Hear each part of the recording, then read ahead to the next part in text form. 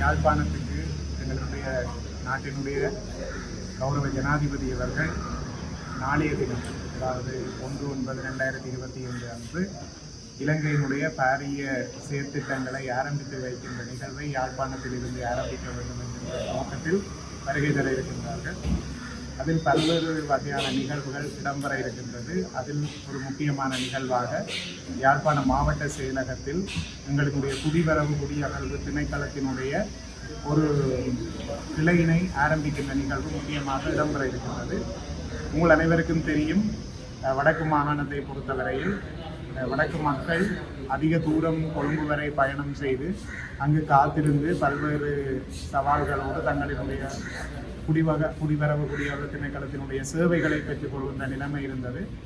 அதனுடைய ஒரு பகுதியாக வவுனியாவில் ஏற்கனவே ஒரு அலுவலகம் திறக்கப்பட்டிருந்த பொழுதும் கூட அதற்கான தேவைகள் அதிகமாக இருப்பதனால் மற்றும் மக்களினுடைய சிரமங்களை சுமைகளை குறைக்க வேண்டும் என்பதற்காக பல வேண்டுகோளின் அடிப்படையில் ஜனாதிபதி அவர்களினால் கடந்த முறை இங்கு வருகை தந்திருந்த பொழுது, அதாவது எங்களினுடைய மாவட்ட ஒருங்கிணைப்பு குழு கூட்டத்தில் வருகை தந்திருந்த பொழுது இந்த குடிவரவு குடியகழ்வு திணைக்களத்தினுடைய கிளை இங்கு ஆரம்பிக்கப்படும் என குறிப்பிட்டிருந்தார். குறிப்பிட்டதற்கிணங்க உடனடியாகவே அதற்குரிய ஏற்பாடுகள் மேற்கொள்ளப்பட்டு இன்றைய தினம் அது சாத்தியமாகி இருக்கின்றது. அந்த வகையில் இந்த குடிவரவு குடியகழ்வு திணைக்களமானது அனைத்து சேவைகளையும் இங்கு வழங்க இருக்கின்றது. தனிய கடவுச்சீட்டுகளை வழங்குவது என்பதை தாண்டி பல்வேறு வகையான செயற்பாடுகளை அது மேற்கொண்டிருக்கின்றது. அத்தனை செயற்பாடுகளும் நாளை முதல் வளமை போன்று ஏனைய இடங்களில் இடம்பெறுவது போன்று இடம்பெற இருக்கின்றன. அந்த வகையில் மக்கள் தங்களினுடைய முற்பதிவுகளை செய்து கொள்ள முடியும். அந்த ஒழுங்குகளில் தங்களினுடைய விண்ணப்பங்களை சமர்ப்பித்து உரிய அந்த கடவுச்சீட்டுகளினை ஒரு நாள் சேவையாகவும் பெற்றுக்கொள்ள முடியும், சாதாரண சேவையாகவும் பெற்றுக்கொள்ள முடியும். இந்த வகையில் சொல்லப்பட்ட விடயத்தினை எந்தவித தாமதமும் இல்லாமல் யாழ்ப்பாணத்திற்கு உரித்தாகி இருப்பதற்காக நாங்கள் எங்களுடைய கௌரவ ஜனாதிபதிக்கு யாழ்ப்பாண மக்கள் சார்ந்து நன்றியை தெரிவிப்பதோடு அதனை விரைவாக ஏற்படுத்துவதற்கு அனைத்து வழிகளிலும் உதவி இருந்த எங்களினுடைய யாழ் மாவட்டத்திற்கான அமைச்சரும்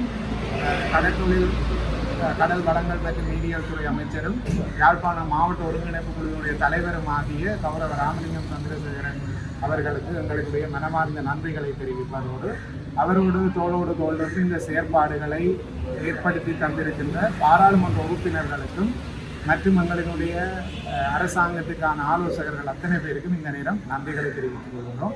இதை தவிர நாளைய தினம் வேறும் 3 செயற்பாடுகளை யாழ் மாவட்டத்தில் ஜனாதிபதி அவர்கள் ஆரம்பிக்கின்றார். மயிலிட்டி துறைமுகமானது 3ஆம் கட்ட விருத்திக்காக அடிக்கல் நாட்டப்பட்டு அதற்குரிய அத்திவாரம் பெற்றப்பட்டு மேற்கொள்ளப்பட இருக்கின்றது. அதற்கான ஆயத்த வேலைகளும் நடைபெற்றுக் கொண்டிருக்கின்றன. நீண்ட காலங்களாக பல கேள்விக்குட்பட்டிருந்த அந்த படகுகள் நிறுத்தப்படுகின்ற இடங்களில் இடைவெளிகளை ஏற்படுத்த வேண்டும் என்கின்ற தேவையின் அடிப்படையில் நேற்றிலிருந்து பல படகுகள் வெளியே எடுக்கின்ற செயற்பாடுகள் உடனடியாக மேற்கொள்ளப்பட்டு கொண்டிருக்கின்றது. அடுத்த கட்டமாக யாழ்ப்பாணத்தின் மிகப்பெரிய அடையாளமாகிய யாழ்ப்பாணம் நூல் நிலையத்தினுடைய எண்ணியல் மயமாக்க செயற்பாடுகளும் ஆரம்பிக்கப்பட்டு நாளைய நிகழ்வினுடைய இறுதி நிகழ்வாக மண்டதீவில் எங்களினுடைய சர்வதேச விளையாட்டு மைதானத்துக்குரிய ஆரம்ப நிகழ்வுகளும் நடைபெற இருக்கின்றது என்பதனை யாழ்ப்பாணத்து மக்களுக்கு மிகவும் மகிழ்ச்சியுடனும் பொறுப்புடனும் தெரிவித்துள்ளது. வணக்கம். யாழ் மாவட்டத்தில் வாழ்கின்ற மக்களுக்கு மகிழ்ச்சியான செய்தி. அந்த செய்தி தான் விஷயமாக கடந்த முறை ஜனாதிபதி வந்து கொண்டபோது மாவட்ட ஒருங்கிணைப்பு கூட்டத்தில் கலந்து கொண்டு அவர் அளித்த உறுதி மொழிக்கு ஏற்ப நாளை குடிவரவு குடியகழ்வு அலுவலகத்தில் விழா இதில் விஷயமாக எங்களுடைய எங்களுடைய கவிஞர்கள் இருக்கின்ற மக்கள் பல்வேறு சிரமங்கள் எதிர்கொண்டுள்ளார்கள், பல்வேறு நெருக்கடிகள் எதிர்கொண்டுள்ளார்கள். அப்போ அந்த நெருக்கடிகள் உண்டாகும் விஷயமாக இந்த தினக்கலத்தின் மூலமாக எங்களுடைய சமூகங்களை பெற்றுக்கொள்வது சிரமங்கள் இருக்குது. அந்த சிரமங்களை இன்றைக்கு சீர் செய்கின்ற நடவடிக்கையாகவே நாங்கள் இந்த அலுவலகத்தை திறப்போம். இது மாத்திரமல்ல, இதோடு செய்து முக்கியமாக எங்களுடைய ஜனாதிபதி அவர்கள் ஆட்சி பீடத்திலிருந்து அல்லது ஜனாதிபதியாக பதவியேற்று ஒரு வருடம் பூர்த்தியாகும். அப்போ அந்த ஒரு வருட பூர்த்தியை முன்னிட்டு நாடு தழுவிய ரீதியாக பல்வேறு அபிவிருத்தி திட்டங்களை அப்போ அந்த நடவடிக்கைகள் அபிவிருத்தி திட்டங்களை ஆரம்பிக்கின்ற முதல் நிகழ்வாக யாழ்ப்பாணத்திலிருந்து நடவடிக்கை அது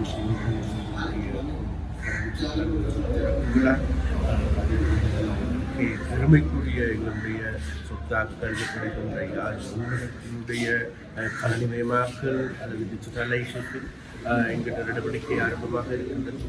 அதே போன்று யாழ் மாவட்டத்தில் இருக்கின்ற விளையாட்டு வீரர்களுக்கும் மக்களுடைய இளைஞர்களுடைய கூடுதலாக வேண்டுகோளாக இருந்த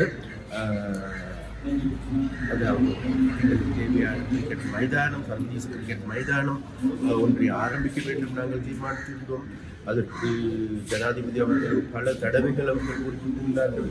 அதாவது எங்களுடைய ஆட்சி இந்த 5 ஆண்டுகள் முடிவதற்கு முன்னர் எங்களுடைய சர்வதேச விளையாட்டு போட்டிகள் நடைபெற வேண்டும் என்று, அதன் மூலமாக விளையாட்டுத்துறையை மேம்படுத்துவதற்கும் இளைஞர்கள் மத்தியில் நம்பிக்கை ஏற்படுத்துவதற்கும் மக்கள் மத்தியில் ஒரு நம்பிக்கை நம்பகத்தன்மையை ஏற்படுத்துவதற்கு ஏற்பாடு நடவடிக்கை அதையும் நாளைக்கு அடிக்கல் நாட்டுவிழா இருக்கின்றது.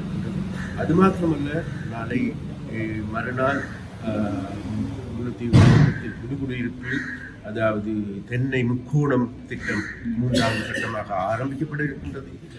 அதில் பல்வேறு விதமான திட்டங்களை நாங்கள் முன்னெடுக்கின்றோம். அது மாத்திரமல்ல, மட்டுவாக பாலத்தை காண அடிக்கல் நாட்டெல்லாம் இடம்பெற இருக்கின்றது.